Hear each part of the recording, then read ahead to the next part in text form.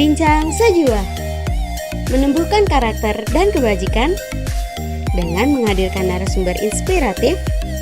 Kini kami hadir menemani Anda setiap minggu hanya di kanal YouTube Yayasan Sejiwa. Jangan lupa subscribe dan bunyikan loncengnya ya. Ada beberapa hal yang menurut saya sangat menarik ketika kita mendengarkan kisah dari Bu Vika tadi. Jadi paling tidak ada 3 poin yang saya lihat.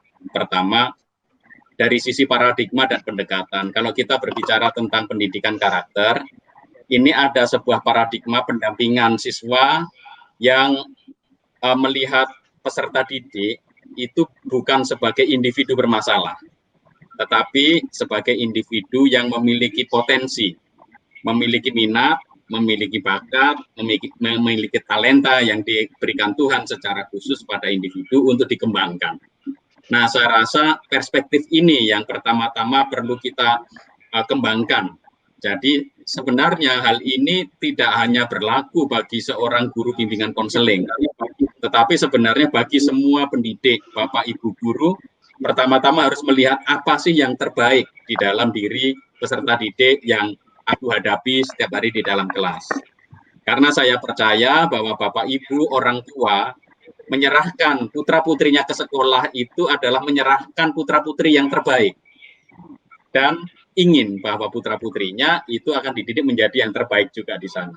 Nah, setelah paradigmanya itu berbasis pada potensi, ya, maka dilakukan pendekatan yang sifatnya individual. Nah, saya rasa selain melihat potensi individu, satu pendekatan yang sebenarnya sudah lama nih dalam tradisi pendidikan di Eropa, terutama dalam tradisi pendidikan Yesuit, itu ada yang disebut cura personalis.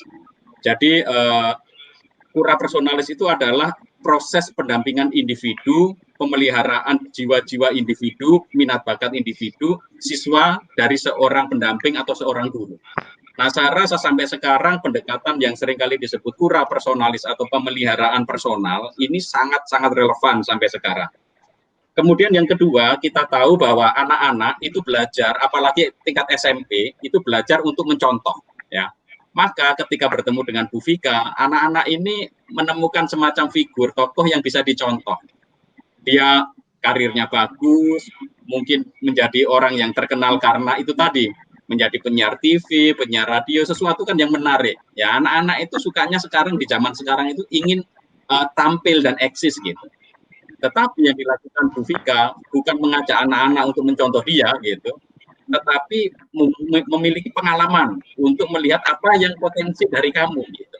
Anak-anak ini adalah pencontoh peniru ulung, dan kalau yang pengalaman yang diberikan oleh sekolah kepada anak-anak ini adalah sesuatu yang tidak baik, maka apa yang terjadi akan tidak baik. Maka Bu Vika punya pendekatan bahwa peniruan-peniruan pengalaman yang dimiliki anak haruslah pengalaman yang baik. Maka kebaikan inilah nanti pelan-pelan itu mengurangi kelemahan-kelemahan, dan tadi Bu Vika mengatakan akan menyelesaikan persoalan. Iya, karena kadang-kadang orang fokus kepada persoalan, lupa bahwa dia punya potensi yang sebenarnya dengan melihat pada potensinya, anak ini bisa berkembang dan bertumbuh. Itu yang kedua. Lalu yang ketiga, kalau kita ini tagline-nya, Bincang Sejiwa ini kan menumbuhkan karakter dan kebajikan. Saya kadang-kadang merenungkan apa sih yang membuat seseorang itu memiliki kebajikan. Hari ini saya menemukannya, yaitu individu yang mampu melihat apa yang baik dalam diri orang lain. Apapun, ya setiap orang punya kelemahan, punya kekurangan, tetapi orang bijak, dia akan melihat apa yang baik, meskipun itu hanya sedikit ataupun kecil, itulah yang akan dikembangkan. Dan yang terakhir, yang dilakukan Bu Vika adalah lewat seni. Dan ini sangat relevan sekali dalam konteks pembentukan karakter, karena pembentukan karakter ini mengandaikan adanya kemerdekaan dan kebebasan individu. Kalau individu tidak merasakan pengalaman kebebasan, maka dia tidak bisa dituntut tanggung jawab. Individu berkarakter itu individu yang bebas, sadar mau melaksanakan sesuatu karena dia tahu itu sesuatu yang baik. Nah, seni menurut saya adalah salah satu ekspresi bentuk yang menunjukkan bahwa saya sebagai individu ini memiliki kemerdekaan, kebebasan. Buktinya apa? Saya bisa mencipta, ya, dan kemudian dengan menunjukkan cipta ini kita menunjukkan kreativitas kita dalam bidang seni.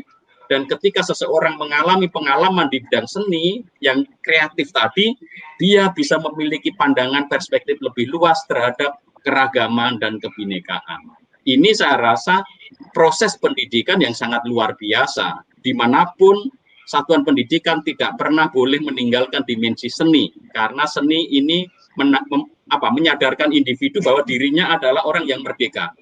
Ide, gagasan, kreasi itu tidak akan pernah bisa ditindas, tidak pernah bisa dibatasi bahkan oleh senjata atau mungkin pemerintahan yang otoriter atau apapun. Seni itu menunjukkan bahwa manusia ini bebas.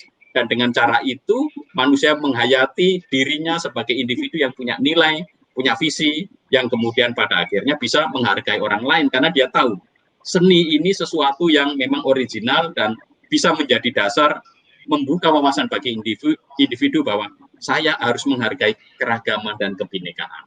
Nah, mungkin itu poin-poin yang bisa saya tangkap dan saya lihat dari Bincang Sejua, menumbuhkan karakter dan kebajikan dengan menghadirkan narasumber inspiratif. Kini kami hadir menemani Anda setiap minggu hanya di kanal YouTube Yayasan Sejua.